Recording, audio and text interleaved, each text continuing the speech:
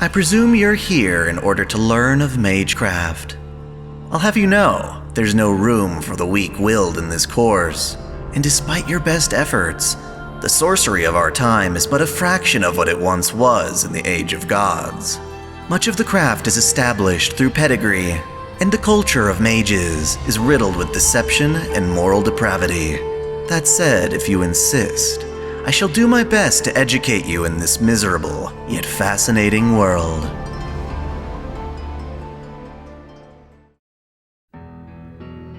In our previous lesson, I spoke of reality marbles, the realization of a mage or servant's mental landscape.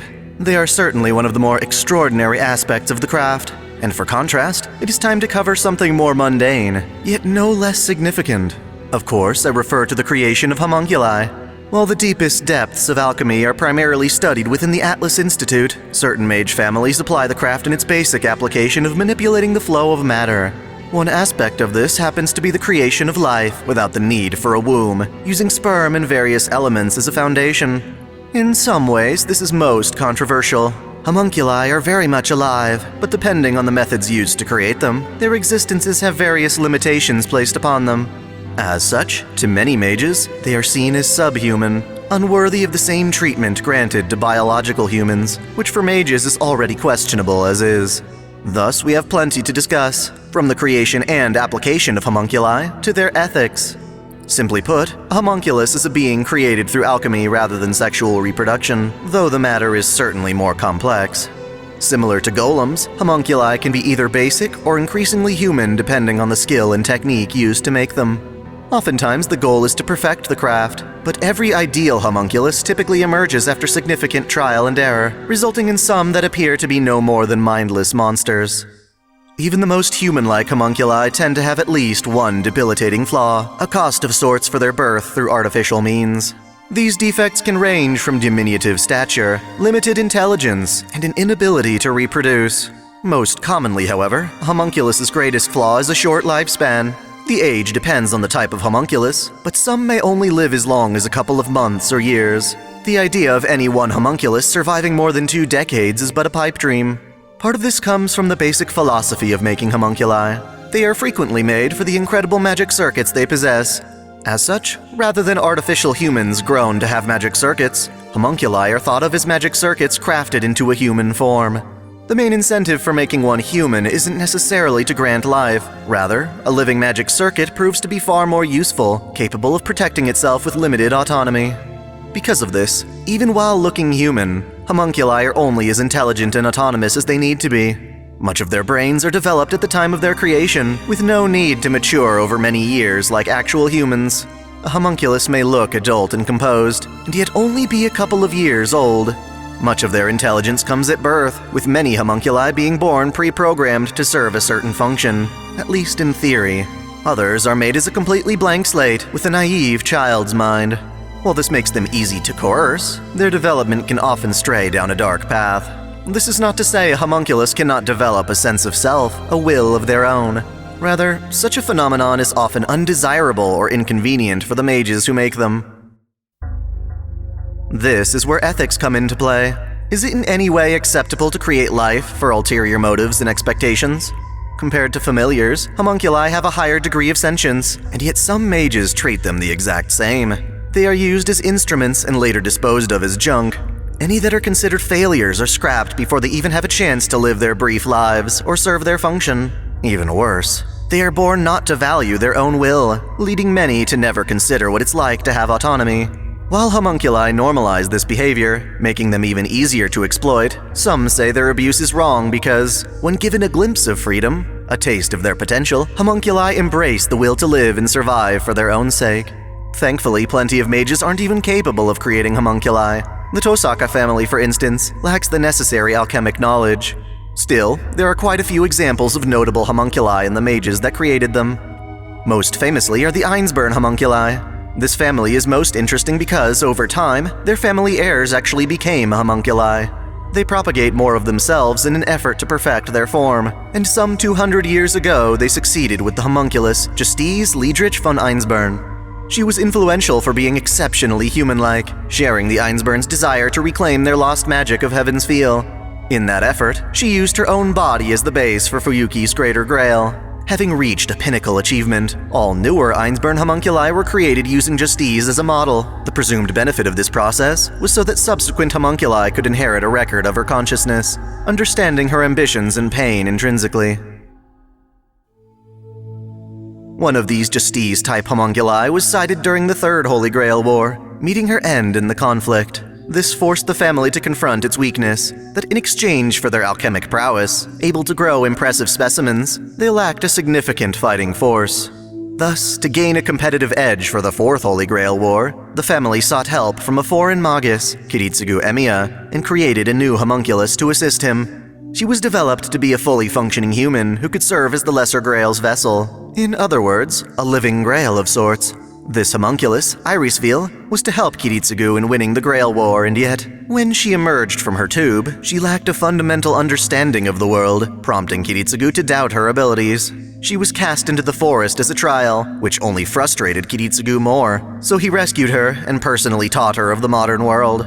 Over 9 years, she absorbed his lessons and began to provide her own insights. She had become her own person, earning Kiritsugu's affection. Naturally, this was not a love that could last. For Kiritsugu to win the Grail War, Irisveal would have to be sacrificed. Airi did not wish to leave Kiritsugu alone through her demise, and proposed conceiving a child to provide him hope for the future. Thus, Irisveal became the very first homunculus to give birth as a human mother. This gave her life purpose and fulfillment that none had anticipated. Entrusting the future to her husband, Irisveal fought valiantly in the war, ultimately transforming into the Grail's vessel in her death. Her daughter, Iliasveal, was expected to grow up under Kiritsugu's care, but since he rejected the Grail, effectively betraying the Einzburns, he was barred from their manor. As such, Ilia was raised to be a competitor and Grail vessel for the Fifth War that would begin 10 years later. This was a perilous process. Even in Airi's womb, Ilia was put through magical experiments and modifications to improve her potential as a mage. Denied access to her father, she was further processed, incurring horrible wounds and cuts in an effort to expand her magic circuits. As a result, Ilia became immensely powerful at the expense of her childhood, well-being, and physical growth. Despite being in her late teens, Ilia's body is stuck in a prepubescent stage. No matter what fate awaits her in the Fifth Grail War, her brief life will end just years later. Ultimately, however, Ilia was considered a tremendous success, a miracle to have been born between a homunculus mother and a human father. Over the Einzburns' history, a myriad of other attempts to make superior homunculi were made, and none of them could match her. 2 of these failures were the homunculi Lisrit and Sella. They were spared from being scrapped in order to serve as Ilia's bodyguard and teacher, respectively. Lisrit in particular was modified to protect Ilia, enhancing her combat prowess at the cost of her ego. While there is definitely a person beyond her blank gaze, she is socially inept. Treated as an instrument, Lisrit's final task is to one day transform into the Dress of Heaven, a precious Einzburn mystic code needed to realize Heaven's feel. Sella, on the other hand, was spared such fate, instead maintaining her intellect for the sake of Ilia's tutelage. In a completely separate context, the Einzburns created a homunculus named Philia to represent them in the False Holy Grail War. She managed to summon the true berserker Humbaba, and her body was ultimately possessed by the goddess Ishtar. Mirroring this idea of homunculi recreating themselves, we have Koharu F. Riedenfloss, the family representative in the Holy Grail War tournaments. The Riedenfloss family excels in creating homunculi, and Koharu is one of their creations. Naturally, from success comes envy, and thanks to the fame of Einzburn homunculi, other mage families try to replicate their theories. One such family is the Yggdrasil Millennia, more specifically their adopted alchemist Gourd. He uses techniques stolen from the Einzburns to create homunculi that pale in comparison. Rather than quality, Gourd focuses on quantity, creating a massive army of short-lived homunculi that either fight as soldiers in the Great Grail War, or are consumed as a source of mana for Yggdrasil Millennia's servants. Gourd thinks very poorly of his creations, going so far as to name one of them Tool. While he acknowledges his inferiority, he knows his creations can still serve a purpose despite their flaws. Problem is, that purpose comes at their own expense. Through actual case study, it is impossible to deny that these homunculi suffer when killed on the battlefield or absorbed for their mana. The most potent of Gourd's homunculi is Sieg. He is physically weak, but has magic circuits potent enough to serve as the core of a Visebron's golem Keter Malkuth. Before this became his fate, however, Sieg was able to break free of his tube and escape the Yggdrasil Millennia castle. Even though he and his fellow homunculi were mass-produced to have limited individuality, Sieg could sense the suffering of his kin, and took to the war as a master in order to liberate them. Mages such as Gourd are lucky that the association has no legislation on the fair treatment of homunculi, and that society at large doesn't know of their existence at all. Society does have legends, however, detailing the achievements and horrors of famous mages described throughout history. Included among them, we cannot help but mention one of the fathers of alchemy, Paracelsus von Hohenheim. During the Renaissance period, Paracelsus researched both medicine and alchemy, popularizing his findings to such an extreme that he was assassinated to keep the craft from entering mainstream awareness. As a heroic spirit, Paracelsus can create miniature homunculi of himself, made to follow specific tasks rather than think freely. Then there is the monster of Victor Frankenstein, a unique homunculus created to be an artificial incarnation of the biblical Eve. Her creator had bizarre expectations for her, considering she consisted of patched-up flesh given life through lightning. What should have been a story of success turned to tragedy as Victor saw his creation as a naive abomination. He did nothing to teach her, and so she had the mind of an infant. She lacked a moral compass because he refused to provide one. In that sense, he truly did create a monster. Yet, after being abandoned, the girl chased after him and, in doing so, learned of complex emotions. Most of all, she learned of love, and held Victor responsible for providing her with a mate. Her request was earnest, and still she was denied until they both found death. As a heroic spirit, Frankenstein's monster considers herself separate from the homunculi of the modern era, incompatible with the mate she coveted in life. Is she being shallow in this regard? Such a complicated matter is bound to be resolved through equally complex emotions. Perhaps, ultimately, love cares not for such restrictions. As an instructor of Magecraft, however, I hardly have the right to comment. While the literary work of Faust introduces Mephistopheles as a cynical demon, in truth, the wicked figure is an advanced homunculus created by Dr. Faust himself. In contrast to Frankenstein, Faust actually cared for his own creation, only to have that compassion betrayed. Faust is suspected to have been killed in a bombing incident caused by Mephistopheles. As with all conscious beings, the development of an ego must be carefully nurtured, else one grows to consider others toys for their amusement. My personal favorite homunculus happens to be Mordred, the clone of King Arthur. In an attempt to sabotage her sister's reign, the witch Morgan Le Fay infiltrated the king's chamber and absconded with her seed. Morgan used Artoria's genetic legacy to create a homunculus she could manipulate into sparking rebellion. The result was Mordred, who greatly resembled Britain's king. Again, however, she was not reared with compassion, instead taught by Morgan to hate her king. Despite this, Mordred developed her own emotions, which included an admiration for Artoria. Sadly, this is an admiration that ultimately turned against her. Unable to obtain her father's approval, Mordred inevitably carried out Morgan's will regardless, as her rebellion ended with both the king's death and hers. Even more tragic is that, as a result of her rapid growth, Mordred was fated to die before long regardless. With all these things considered, it's intriguing to look at how the Atlas Institute handles homunculi.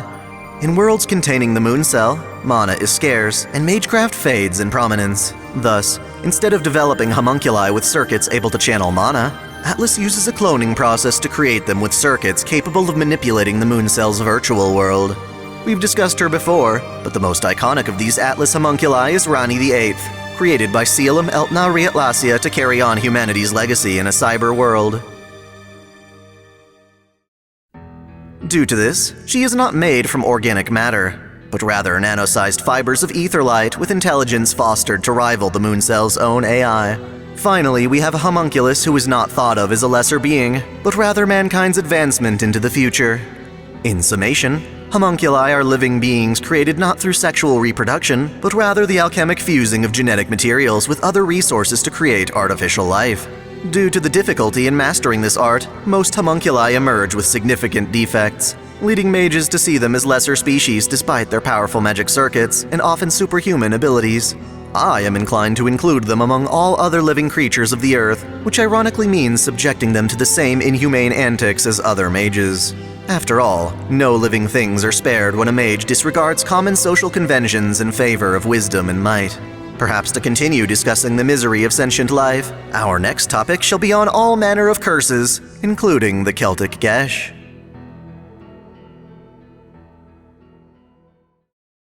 Thanks for watching. If you enjoy this channel, help me beat the algorithm by liking, commenting, and sharing the video, subscribing to Otaku Daikun, and, most of all, smashing that notification bell so you don't miss out on all of my anime discussion, lore, or Let's Play content. If you want to support me directly, there are now 3 ways that all provide the same benefits. You can click Join here on YouTube, or join Patreon or Subscribestar for access to exclusive vids and early access. As always, celebrate your fandom.